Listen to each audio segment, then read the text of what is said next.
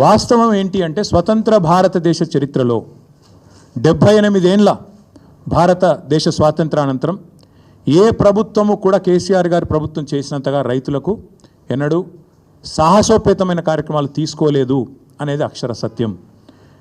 రైతు బంధు అనే ఒక విప్లవాత్మకమైన పథకం ఇది ఇక్కడ అక్కడ కాదు. మొన్న నేను ఆక్స్ఫర్డ్ యూనివర్సిటీకి పోయినా, అక్కడ నేను చెప్తుంటే వాళ్ళే పరిశాన్ అవుతున్నారు.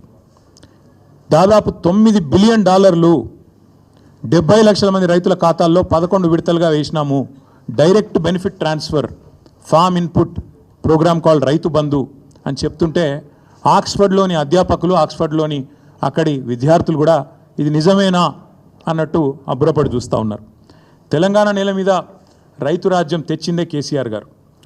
భారతదేశంలోనే మొట్టమొదటిసారిగా అన్ని రంగాలకు 24 గంటల ఉచిత విద్యుత్తు, 24 గంటల విద్యుత్తు, అందులో ఉచిత విద్యుత్తు రైతులకు ఇచ్చిన మొట్టమొదటి రాష్ట్రం తెలంగాణ. మొట్టమొదటి ముఖ్యమంత్రి భారతదేశ స్వాతంత్రానంతరం కేసీఆర్ గారు మాత్రమే. ఇది నువ్వు అవునన్నా కాదన్నా గింజుకున్నా గిలగిల కొట్టుకున్నా రేవంత్ రెడ్డి గారు, ఇది వాస్తవం నిలిచిపోతుంది. ఇందిరమ్మ రాజ్యం అన్నావు. ఇందిరమ్మ గొప్పతనం తెలవాలంటే గుడ్డలు కూడా తీసుకొట్టాలన్నావు. ఇందిరమ్మ గొప్పతనం ఏంది, ఇందిరమ్మ రాజ్యం గొప్పతనం ఏంది నీది అంటే కాలిపోయిన మోటార్లు, పేలిపోయిన ట్రాన్స్ఫార్మర్లు, ఎరువుల కోసం, విత్తనాల కోసం లైన్లలో మళ్ళా చెప్పులు. నువ్వే చెప్పినావు, నీ పార్టీ చెప్పింది, మాకు ఓటేయండి మార్పు తెస్తాం, ఆనాటి రోజులు తెస్తాం అన్నావు. నిజంగానే తెచ్చినావు.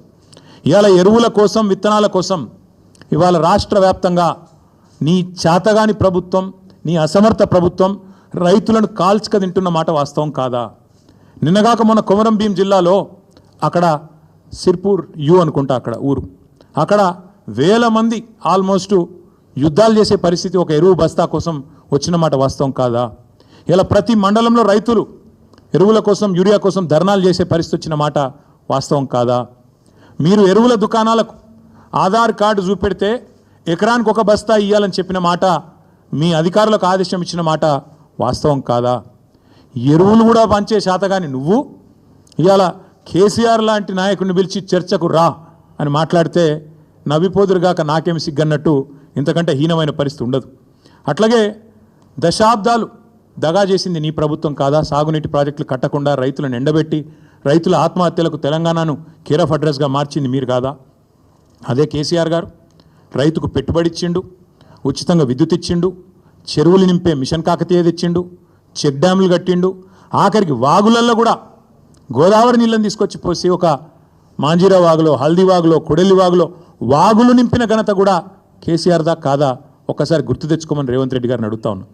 కరోనా సమయంలో దేశమంతా అతలాకుతలం అవుతుంటే ఆనాడు 7,500 ధాన్యం కొనుగోలు కేంద్రాలు పెట్టి ఆఖరి గింజదాకా కొని రైతులను కంటికి రెప్పలాగా కాపాడుకున్నది కేసీఆర్ కాదా? మార్కెట్ యార్డులకు ఇవాళ ధాన్యం వస్తే ఎక్కడ బోనస్ ఇవ్వాల్సి వస్తుందో అని ఎగ్గొట్టి దాచుకుంటున్నది నీ ప్రభుత్వం కాదా అని నేను అడుగుతా ఉన్నా. అట్లాగే ప్రపంచంలో ఎక్కడన్నా ఉన్నదా రైతు బీమా?